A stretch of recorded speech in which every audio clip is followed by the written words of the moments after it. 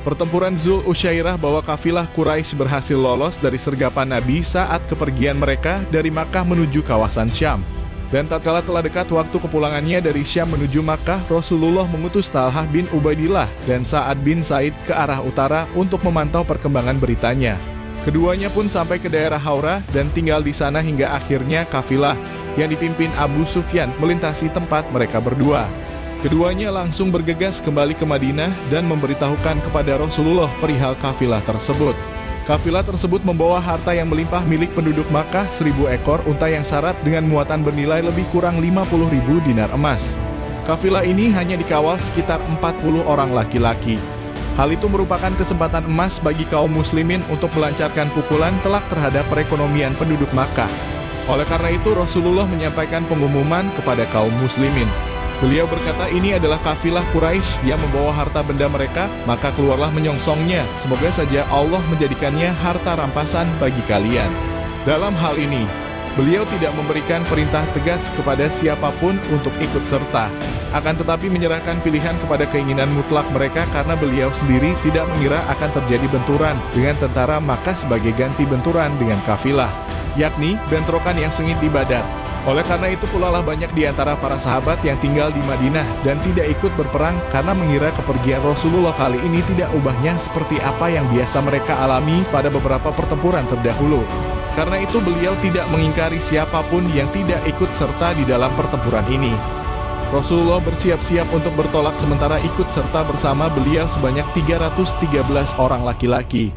82 orang diantaranya dari kalangan Muhajirin dan 61 orang dari suku Aus serta 170 orang dari suku Khazraj.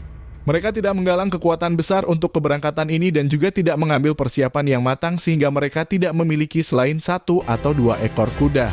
Satu kuda ditunggangi oleh Az-Zubair bin Al-Awwam dan satu lagi oleh Al-Miqdad bin Al-Aswad Al-Kindi.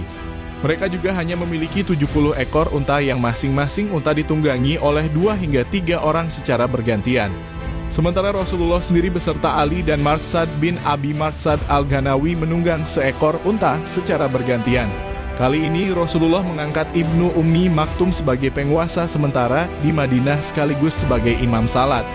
Namun tatkala sampai di Rauha, beliau memulangkan Abu Lubabah bin Abdul Munsir dan mengangkatnya sebagai penguasa sementara di Madinah.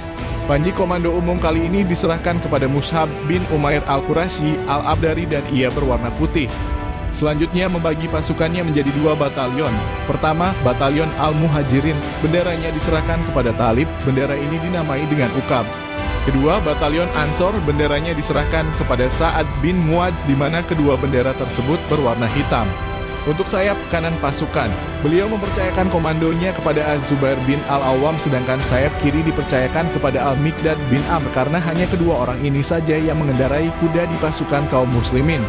Adapun pasukan garis belakang diserahkan kepada Qais bin Abi Sa'sa'ah, sedangkan komando umum tetap dipegang oleh beliau selaku panglima tertinggi di dalam pasukan. Rasulullah pun bergerak bersama pasukan yang tidak memiliki persiapan ini.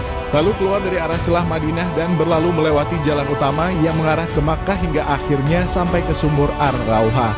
Dan tatkala berangkat dari sana, beliau memposisikan jalan menuju Makkah di sebelah kirinya dan berbelok ke arah kanan yang menuju An-Nasiyah dengan tujuan Badar.